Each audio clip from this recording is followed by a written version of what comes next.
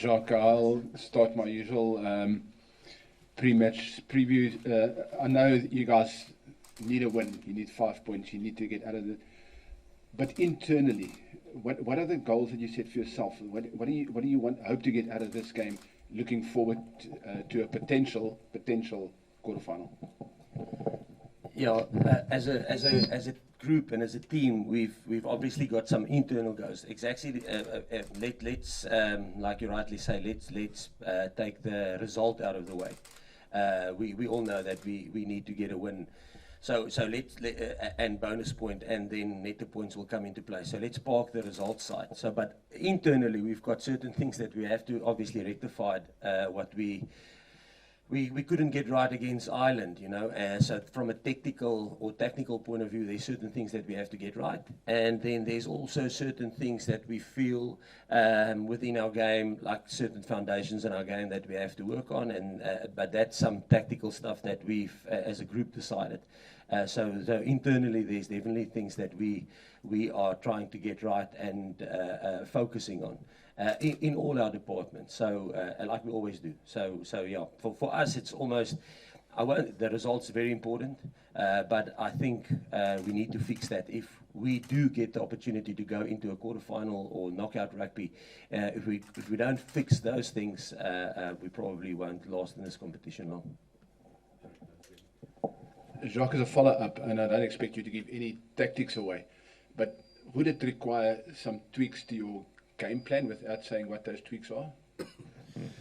Yeah, definitely. They definitely, in terms of our game plan, game model, there is definitely some things that we will try a little bit different in this game, to see if it works. But also and strategically in everything, on attack, on defense, in our kicking game, we will definitely try something different. Yeah.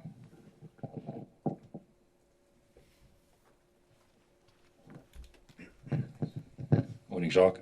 During Wednesday's press conference, you asked what kind of performance you were hoping to see from Andre Pollard, and you said a realistic one. Can I ask you the same question about Dion and Marco, given the fact that Bongi's not playing in this game? I think, obviously, both of them, I would say, let's look at set pieces. So we start with that. I think both Dion and Marco, for them to drive our set piece scrums, lineouts within our system. So there's a specific system that the coaches have put in place. So for them to almost drive that within those systems, and then obviously there will be challenges within those systems, and then they as the leaders, or if I can put it like that, set piece leaders, or they'll drive certain set pieces for us. So in scrum time, if things aren't going our way, to find solutions. So obviously the coaches, Dion and Don, have put something in place that they think will be good enough to get the better of Tonga in those departments. If they don't, if those things or those plans or structures don't work, they'll obviously have to find solutions, and that's from a technical or from a tactical point of view. And then the other thing is they must just bring their normal game. So the set pieces are once aside, then there's going to be 200 breakdowns in this game, and there they have to apply themselves. And within the breakdown, obviously, if you're not in the breakdown, you're either going to tackle. If you're not in the breakdown and attack, you're going to carry or get yourself in a realistic position to provide support to a carrier. So they must do those things, which they do. It doesn't matter what position they play.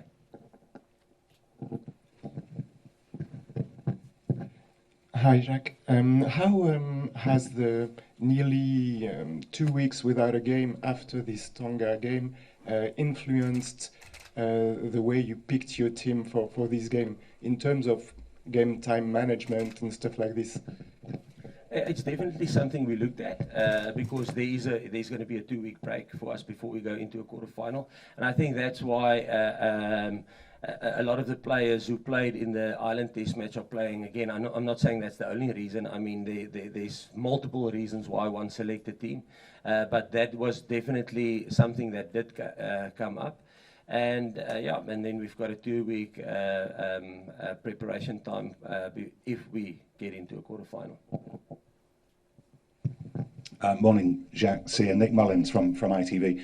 We're pretty much beyond halfway through the tournament now. How are you getting away from rugby? Or is that not important? Are you just in a rugby bubble and there's nothing else to worry about? Do you read? Do you sightsee? Do you listen to music? How do you relax in the middle of all this? I think the way we structure our week, and many teams will do it differently, but we front load our week. So we train, let's say it's a traditional game that you play on the Saturday and you play the next Saturday. So let's say it's a 7-day turnaround. We will train on a Monday and a Tuesday and then finish our trainings on a Wednesday afternoon. And some teams will go on a Monday, Tuesday, have their Wednesdays off, and then they train on Thursday, Friday, captains, and go into the test match. So we do it a little bit differently. So Monday, Tuesday, Wednesday, and then you almost have a weekend. So Wednesday afternoon and the Thursday are off, and that's why this is actually our off day. And like Sia said, now he was sleeping in. So yeah, and I guess that's why World Rugby, the majority of the teams will have their training day today, and that's why the team announcements happen normally on a Thursday. But our program works a little bit differently. We like the idea of giving players their weekend within the week. Because they work on Saturday and Sunday, and then Monday, Tuesday, Wednesday, and then their weekend is Wednesday afternoon and Thursday.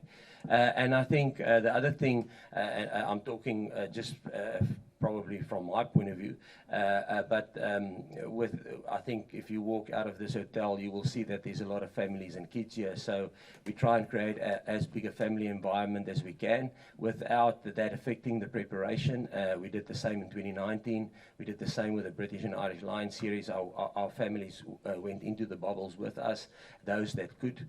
So wherever it's doable, we try and get the families involved. So to make it as normal as possible, if I can put it like that. But Sia can maybe answer that from his perspective as a player. Can we just take one last question for Jacques, and then he can be excused, guys? Jacques, can you tell us about Duane's role in this World Cup? Because of course he's playing. On Sunday he's a starter, but we noticed that last Saturday against Ireland he was in the coaching box next to Rassi and you. So is he having a mixed role with you, or is he preparing for the future? No, I can't say if he's preparing for the future. No, it's not the first time that we've had a player in a box. And the play that we wire our players, it's actually, I think, it's good for us as coaches to sometimes have a player, because they give us a different perspective of how our communication is within the team, you know, and they get almost a sense of sometimes the frustration that coaches are under in a coach's box, and when they almost are wired up like a coach, they almost experience that, and I think that grow them as a player. I think Sia has been wired up before. We take on messages and stuff like that. So we've got a very transparent way. Huh? Not an easy job. It's not an easy job. A lot of information. So I think we try and be as transparent as possible, and that's why when somebody earlier asked what do we want out of the game, so we will sit during the week as a group and we will discuss tactics, and we will discuss and present plans, and then we will tweak it, and then the group buys in. Listen, this is the way we're going to go forward, and I think and that's just another way of getting them involved. The players, our coaches meeting starts at 7 in the morning. Any player can join that coaches meeting, and let's say it gets to something sensitive like team selection, we will maybe ask them and excuse them from the meeting, and obviously have the internal discussion. But they are more than willing. From 2018, they're more than willing to sit into coaches boxes as much as they want. So Duane's role, obviously, I think if you look back at 2019, the best way to describe it is probably a Francho role. You know, he's a guy that can start, that can play a test match for you, but he's also a guy that's got a lot of experience, and he just adds his wealth of knowledge into the group. Not saying that he can't start. I think if you look at Francois Lowe, the contribution he made in that semi-final for us to get a penalty in the 76th minute, to get a penalty, then later on with our maul to win the game 1916. I mean, so obviously played big moments, big roles, been there before, so he's probably in that mold. But if there's an injury and he has to start and play the whole game, he's more than fit and good enough to do that. Thank you, Jacques. Are you excused? We're all familiar with your story, and you've been set out from a very young age for great things. When you were first appointed captain at the Stormers, I never dreamt of. It's never something that I never thought would happen. I mean, where I come from, we don't dream. I didn't have dreams like that. I didn't think of things like that. I just played rugby because I enjoyed it. I played it because it kept me out of trouble, and I played it because most of my friends played it.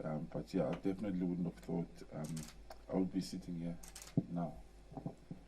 talk to us about your journey from your first Stormers captain the first time, and how you felt in terms of your confidence at being a captain, till where you are now, where entire world can see that you're a proper statesman, and we can see exactly how good you are at your job. It was not easy. It was hard because I've always been the joker in the team. I've always been the naughty one in the team. So when Coach Flecky, he actually came to my wedding and he had me speak at my wedding, and then he, after the wedding, he said, "I think you should lead the team." And then obviously he gave me the captaincy after that. But it took a while because a lot of the guys used to see me I would always be the joker, the last one at the party, the drunkest one in the room, and then now I must be, something different. It took a while, but I just tried to be myself in everything that I do. And then here at the Springboks, that was tough. It was really difficult at the beginning because I don't think there's any greater honor other than playing for the Springboks, like to captain a team like this with its history and everything. And obviously being the first black captain, it was hard, it was difficult. I didn't understand. In my mind, I was being captain of the Springbok, it's a big thing already, but for so many people it meant so much more, and I didn't understand the weight of it. But I was fortunate to have the players we have in the group, the Duane, the experienced guys, Eben, who's captain of the team, Peter Steff, who's captain of the team, 100 Pollard, who's got a head.